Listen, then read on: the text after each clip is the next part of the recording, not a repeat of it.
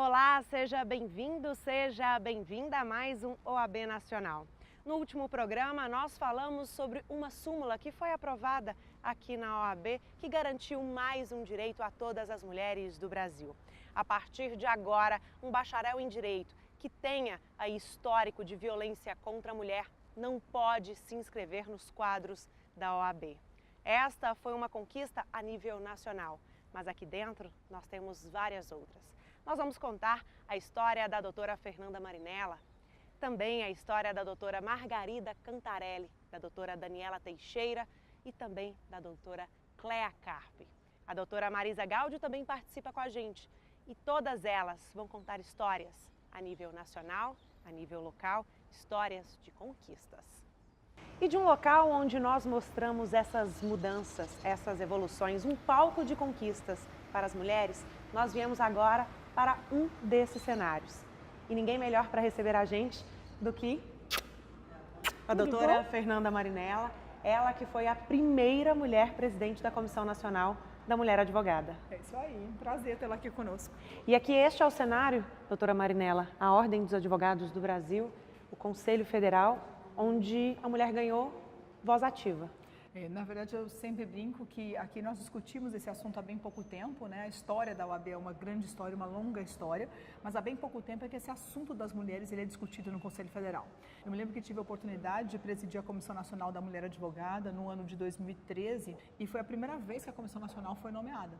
Então eu me lembro que o início dessa discussão, assim, ela assustava muito as pessoas, né? Porque a Comissão da Mulher, e eu brincava naquela época que o Conselho Federal ele era preto e branco, né? Não tinha cor, porque todos os homens usando ternos escuros, né? Então, eu sempre brinco que as mulheres trouxeram colorido para o Conselho Federal. Mas, na verdade, nós tivemos uma grande conquista a partir da nomeação da Comissão da Mulher. E a primeira conquista importante foi exatamente a discussão das cotas dentro do Conselho Federal da OAB, dentro do sistema eleitoral da OAB. Então, hoje, dentro do sistema eleitoral da OAB, nós tivemos o avanço de que todas as chapas, para serem registradas no processo eleitoral, elas precisam ter 30% de mulheres. E isso representa uma conquista muito maior do que a política partidária, porque na política partidária as mulheres elas são candidatas e não necessariamente essas candidaturas se convertem em vaga. No Conselho Federal não, dentro do sistema OAB a chapa já vem pronta, então quando aquela chapa é eleita, naturalmente 30% de mulheres já ocupam as cadeiras. Então isso na verdade representou um grande avanço. No primeiro momento, a norma estabelecia 30% das chapas. Então era o colegiado. Aqui no sistema, toda a chapa ela é composta com todas as cadeiras numa composição só. Nós tivemos um avanço no ano passado e hoje nós temos, na verdade, 30% por órgão. O que significa dizer que cada diretoria vai ter 30% de mulheres, que a diretoria da Caixa de Assistência dos Advogados vai ter 30% de mulheres e assim por diante. Então, um avanço ainda maior, né, a partir da conquista de 2013. Nós tivemos avanços, conseguimos transformar a Comissão Nacional da Mulher em uma comissão permanente, porque também é importante entender isso.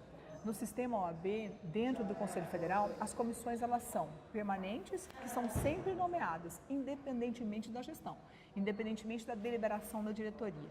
E nós temos comissões que são permanentes, que são sempre estabelecidas. E as comissões temporárias que são de acordo com o momento histórico.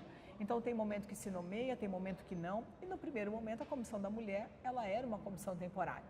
Mas naquele ano de 2014 nós conseguimos transformar a comissão em comissão permanente, 2015, início de 2015, e o que significa dizer que hoje, independentemente do presidente ou da diretoria estar ou não preocupada com esse tema, o que não é o caso da atual gestão, a comissão tem que ser nomeada. Isso representa, na verdade, o fato de que o assunto não vai ficar esquecido. Então, as mulheres não vão perder essa pauta. Então, esse assunto está sempre em pauta. Isso é muito importante para a advocacia. E a gente vê aqui, nesta exposição que vocês fizeram, alguns rostos familiares para a Ordem, porque são elas as faces da mudança, podemos falar assim? A gente diz, na verdade, que essa exposição é a exposição da voz ativa para a mulher, porque mais do que cadeiras, nós queremos é ter voz. E é isso que importa. Queremos que as nossas vontades sejam avaliadas, que as nossas necessidades sejam efetivadas e resolvidas, e é isso que nós queremos. Então, mais do que vagas, nós queremos é ter a oportunidade de participar efetivamente do processo. Então, essa galeria, ela traz as mulheres que mudaram um pouco dessa história dentro do Conselho Federal, as mulheres que fizeram parte dessa mudança. E de você, a gente vê ali sua foto, até a atual presidente da Comissão Nacional da Mulher e também primeira advogada mulher, primeira advogada negra. E nós tivemos aqui a primeira medalha Rui Barbosa, que é uma medalha, a melhor honraria do sistema OAB, que no ano passado foi uma primeira vez que uma mulher recebe essa medalha, que é a conselheira Cleia Carpe. Cleia também teve a oportunidade de ser diretora do Conselho Federal da OAB, que o número é bem reduzido de mulheres, ela também teve a oportunidade de ocupar esse espaço. E para você ter uma ideia do tanto que as mulheres elas ainda eram raras dentro do sistema OAB, se a gente fizer uma conta básica, sem muitos critérios, veja só, a OAB tem mais ou menos cerca de 85 anos. De uma seccional para outra isso varia. Mas se a gente fizer a conta de 85 anos, e se a gente fizer a conta de que nós temos 27 estados, e que nós temos, portanto, 3 anos de mandato em cada estado, a gente vai ter cerca de 700 e tantos mandatos no Brasil inteiro, né? Então, somando todos os presidentes. Vamos imaginar que na história da nossa OAB já passaram 760 presidentes, mais ou menos isso. Desse número, nós só tivemos 9 mulheres. Muito pouco. Então, o número assusta, né? E se você parar para pensar que hoje nós mulheres já representamos quase 50% da advocacia brasileira, então esse número é muito pequeno. Então, nós somos muitas, né? Somos muitas advogadas, muitas atuando em diversas áreas, mas ao mesmo tempo nós ainda não estamos ocupando os mesmos espaços. Mas a gente tem que avaliar que conseguimos mudanças. A partir das cotas, eu sempre digo que ninguém gosta de cota, né? Ninguém pode comemorar com cota, né? Até porque cota reconhece uma desigualdade, né? A gente diz que as cotas elas têm que ser temporárias, né? Enquanto a gente precisa de um tratamento desigual para os desiguais. Mas a ideia é que elas acabem logo, que a cota seja temporária. Eu acho que isso é para qualquer grupo, para qualquer minoria, eu acho que isso é fundamental. Mas aqui do sistema OAB nós conseguimos modificar o cenário. Então, em 2013, que nós tínhamos 4 conselheiras federais, hoje nós temos, entre as titulares e as suplentes, 39 mulheres. Então, isso representa uma grande conquista. Em termos de dirigentes do sistema OAB, nós avançamos de 17% de mulheres em cargos de diretoria, eu digo do sistema OAB como um todo, para 37% de mulheres. Então, é um número considerável. A OAB vem se diferenciando do que acontece na realidade do Brasil. E se a gente parar para pensar hoje, nas cadeiras do Legislativo, nós só temos 10% de mulheres. Então, é muito pouco. Então, no Brasil, a nossa lei, ela ainda é pensada pelos homens, ela é desejada pelos homens, né? E eu sempre brinco que não significa que os homens não gostem das mulheres, mas o fato é que os homens não conhecem as necessidades das mulheres, né? E quando a gente vê esse número, né, só 10% de cadeiras são ocupadas pelas mulheres, alguém poderia até chegar a perguntar, mas Fernanda, isso é falta de capacidade das mulheres? As mulheres não têm capacidade para ocupar esses espaços? E é claro que não. O problema não é de falta de capacidade. O problema é de falta de incentivo, falta de estrutura dos partidos políticos, falta de investimento dos partidos políticos para que as mulheres ocupem mais esses espaços. Então, a OAB mostra que é possível mudar essa realidade, que é possível mudar esses números e que as mulheres têm condições, sim, de participar de todo esse processo. E aqui na OAB a gente sabe que as mulheres participam do processo, mas numa sala diferente. Eu estou curiosa para conhecer. Vamos lá para o pleno, então, para conhecer isso, não é? Então, vamos lá. Eu posso chamar aqui também de palco, é aqui que são efetivadas essas conquistas?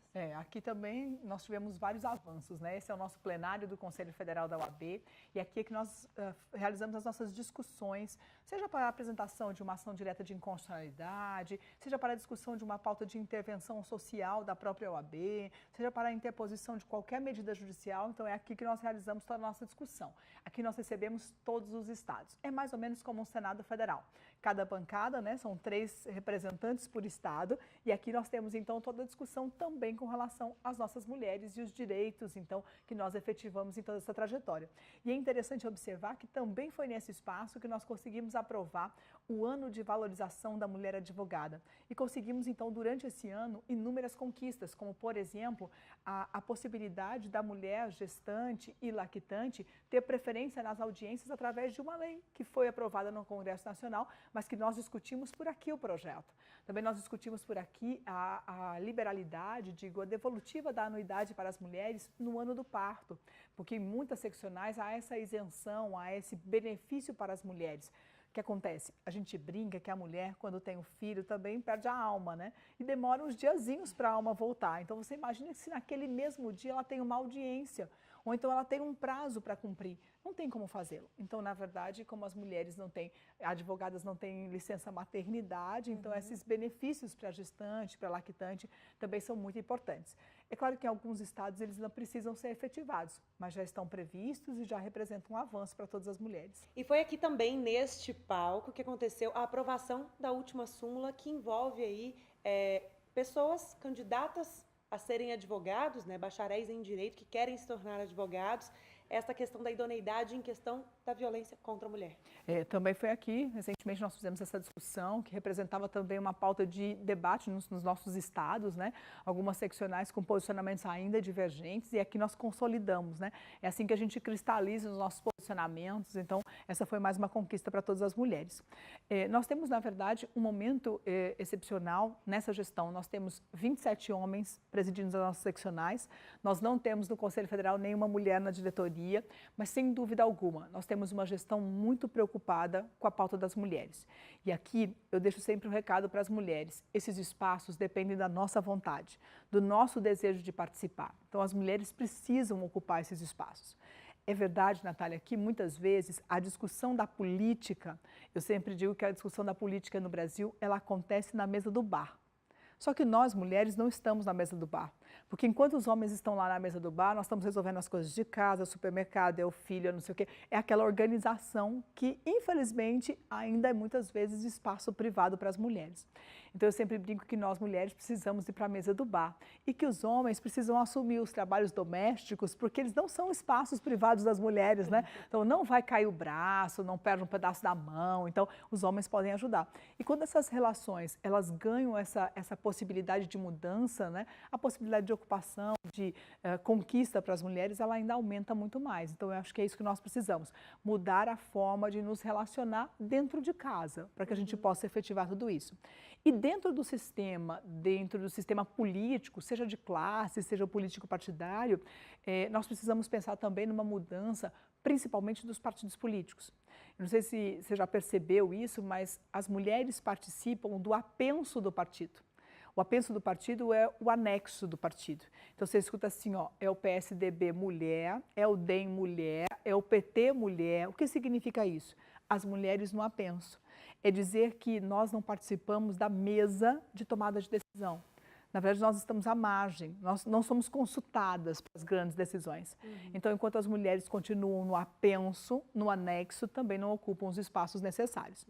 Mas eu sempre digo nas minhas falas que nós mulheres já somos mais de 52% do eleitorado brasileiro, já somos 50% da advocacia e, portanto, nós já pagamos a metade da conta deste país e do sistema OAB. E se nós pagamos a metade da conta, nada mais justo que a gente sente na metade da mesa. É legítimo. Se nós estamos pagando a metade da conta, é legítimo que a gente se sente na metade da mesa. E eu digo sempre aos homens, mas que fiquem tranquilos, porque nós não queremos a mesa toda. E eu sempre brinco com eles dizendo que nós mulheres vamos mesmo dominar o mundo, mas que eles fiquem calmos, porque nós não queremos o mundo para nós. Então, muito obrigada mais uma vez por sua participação, doutora Marinela. E você, não saia daí não. Daqui a pouquinho a gente volta. Nós vamos fazer, inclusive, um giro pelo Brasil e conversar com várias mulheres que conquistaram seus espaços. Não saia daí.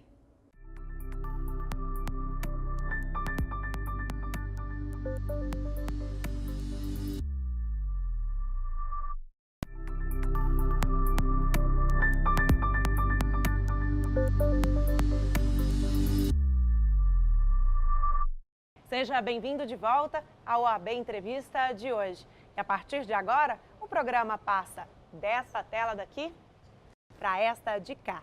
É porque nós vamos fazer um giro pelo Brasil. Vamos conversar com várias advogadas do país para que elas possam contar as suas histórias de conquistas, como elas conquistaram seus espaços.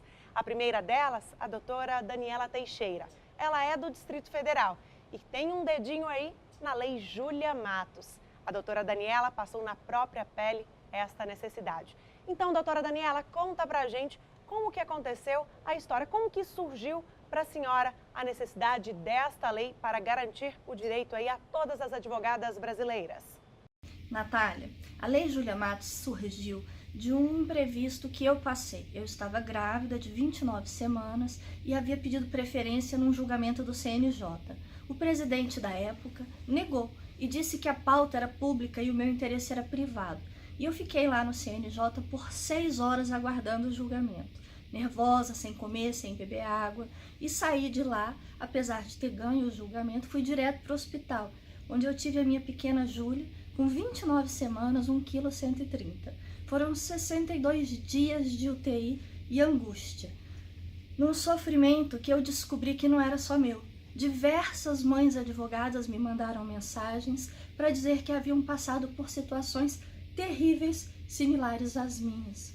Então, o que aconteceu? Eu me juntei a essas mulheres, a essas advogadas, para mudar a situação.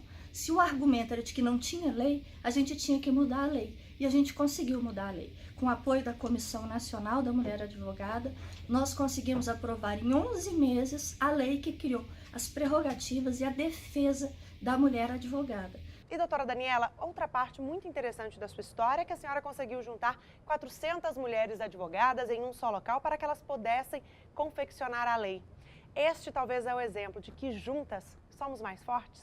Nós não somos minoria. Nós somos metade do mundo, metade do Brasil e metade da advocacia.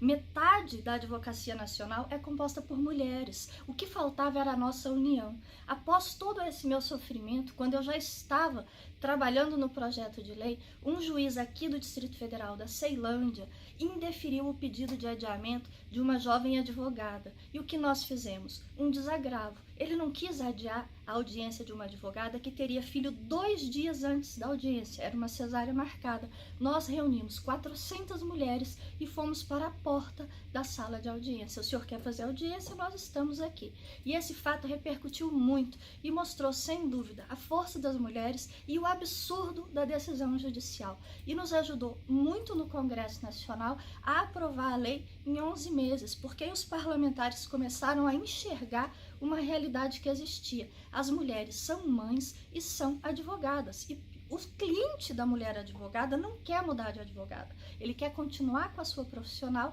e ele prefere que o processo fique parado 30 dias do que mudar de advogado. Então, sem dúvida, foi um grande exemplo para todas nós, mulheres advogadas, de que juntas nós conseguimos mudar a lei, o mundo, a advocacia. A gente consegue tudo. Venha conosco na OAB para realizar os seus sonhos, traga as suas dificuldades, que nós, mulheres do sistema OAB, estamos aqui à disposição para, com olhos e corações abertos, trabalhar pela advocacia e especialmente pela advocacia das mulheres advogadas.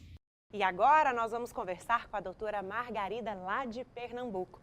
Doutora Margarida, a senhora desembargadora presidente do TRF, hoje membro da Comissão de Refugiados aí da OAB pernambucana. Da onde a senhora tirou tanta força para conquistar tanto na sua trajetória de vida? Podemos falar que a senhora é o exemplo, né, de que mulher, lugar de mulher, é onde ela quiser. Eu queria inicialmente agradecer à Ordem dos Advogados do Brasil pela oportunidade de participar deste programa. Eu costumo dizer, um pouco a título de brincadeira, mas que tem seu fundo de verdade, é que 2 circunstâncias, 2 fatos, nunca me impediram na vida de fazer o que eu realmente desejava, ser mulher e ser canhota. Portanto, eu aprendi a buscar forças e superar os obstáculos que, eventualmente, essas circunstâncias possam trazer por exercício de alguma atividade. Mas dentro do nosso tema, propriamente dito, da pergunta que vocês me fazem, eu entendo que cada pessoa deve, antes de qualquer coisa, fazer a sua opção de vida, escolher o seu caminho. E eu escolhi o caminho do direito. Mais do que o direito, o caminho da busca pela justiça. Então, baseada nesse que eu considero meu destino profissional, então eu arregimentei as forças necessárias. Eu entendo que é preciso, para que o caminho seja seguro, que cada um tenha o seu foco, mantenha o seu foco, tenha a determinação e procure atingir os seus objetivos.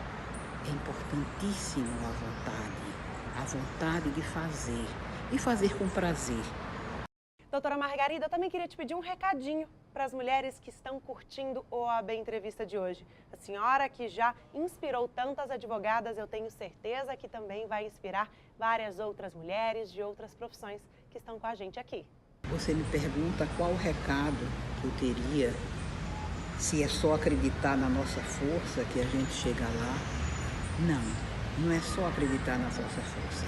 É necessário acreditar nessa força, mas é preciso trabalho, é preciso dedicação, é preciso estudo a cada dia, porque a todo momento o direito se transforma, evolui, vai ao encontro da própria sociedade. E isto permite que o profissional se mantenha atualizado e apto a bem desenvolver as suas atividades. Então, não basta acreditar na força. Sem ela, não se vai a lugar algum, mas só com ela também não se chega ao ponto almejado. É preciso vocação, dedicação e, sobretudo, amor ao que se faz. Agora, Rio Grande do Sul. Vamos falar com a doutora Cléa Carpe. Doutora Cléa, como que é o sentimento aí da primeira mulher advogada a receber esta maior honraria da advocacia brasileira, a medalha Rui Barbosa? Mas também quero saber outra coisa. Conta pra gente a sua trajetória. Cléa Carpe, advogada. Como foi do início até chegar aqui? A minha trajetória começou muito cedo, nas lides acadêmicas. Eu presidi o centro acadêmico, foi a primeira moça que presidiu o centro acadêmico da Faculdade de Direito nos ídios tempos.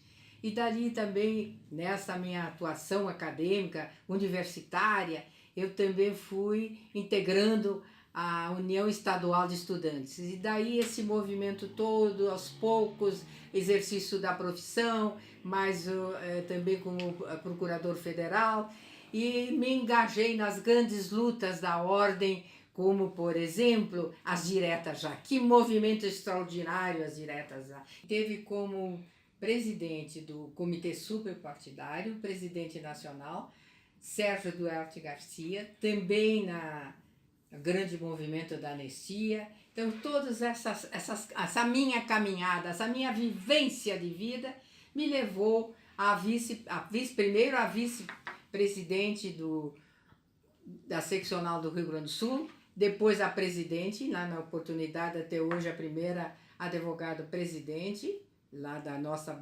gaúcha, e aí também nas várias comissões e depois conselheira federal. Estou no 7º mandato e pretendo sempre prosseguir nessa minha luta. Sinto-me muito honrada e feliz de ter recebido a medalha, que tem como patrono um grandíssimo advogado que foi Rui Barbosa, o nosso patrono dos advogados. Esta comenda é conferida pelo Pleno do Conselho Federal, isto é, as 27 bancadas constituídas, 3 cada uma, 81 conselheiros e conselheiras que me concederam em 2016, em dezembro, esta medalha. E também eu gostaria, foi tão importante que no meu pronunciamento, quando recebi, durante a conferência realizada em novembro de 2017 em São Paulo, eu partilhei com todas as valorosas advogadas brasileiras a medalha Rui Barbosa, como se todas a tivessem no seu peito, porque a elas eu devo esta minha caminhada de ter recebido a medalha Rui Barbosa. Em todas as seccionais da OAB do país, existe um corpo de diretores. Tem o presidente, o vice-presidente, secretário-geral adjunto e também o diretor tesoureiro. Mas na OAB do Rio de Janeiro existe uma diferença. Agora existe uma diretoria da mulher. E quem conta pra gente direto de lá é a doutora Marisa Gáudio. Olá, doutora Marisa, de comissão da mulher advogada para a diretoria. Uma transição importante. Talvez isso seria o reflexo dos números aí da seccional carioca? Porque a gente sabe, as advogadas daí representam 52% do corpo de todos os advogados do estado. A nossa diretoria de mulheres, ela surgiu devido à grande visibilidade que as mulheres advogadas estão tendo no sistema OAB. O trabalho das mulheres advogadas, não só da OAB Mulher, como das advogadas em outras comissões da casa, em outros trabalhos, né, dentro e fora da OAB. Então, por conta dessa visibilidade, do número de mulheres também expressivos, número de advogadas que temos hoje no sistema OAB, né, e a importância da pauta, resolveu-se criar a diretoria. E doutora Marisa, uma segunda pergunta. Como foi conquistar este fato inédito? Eu me sinto muito honrada com a escolha do presidente Luciano Bandeira, do meu nome, para estar nessa posição. Né? E para mim foi realmente uma resposta, né, ao trabalho que a gente veio desenvolvendo na Comissão da Mulher. E não desenvolvi esse trabalho sozinha, óbvio que não. Portanto, eu sempre digo que quando uma mulher ocupa um espaço de poder, todas as mulheres estão ocupando esse mesmo espaço. E eu vejo a diretoria de mulheres da OAB dessa maneira. Esse lugar aqui é de toda a advocacia feminina. Também para todas as mulheres, eu acredito que essa diretoria seja uma pontuação muito importante para toda a sociedade, da importância da mulher, né? Da importância das pautas femininas e da necessidade urgente da gente realmente efetivar a igualdade de gêneros e erradicar a violência contra a mulher. Eu queria então agradecer a todas vocês, mulheres advogadas com histórias sensacionais de conquistas que inspiram a todas nós. Muito obrigada pela participação aqui no OAB Entrevista de hoje. E é claro, não poderia me esquecer de vocês.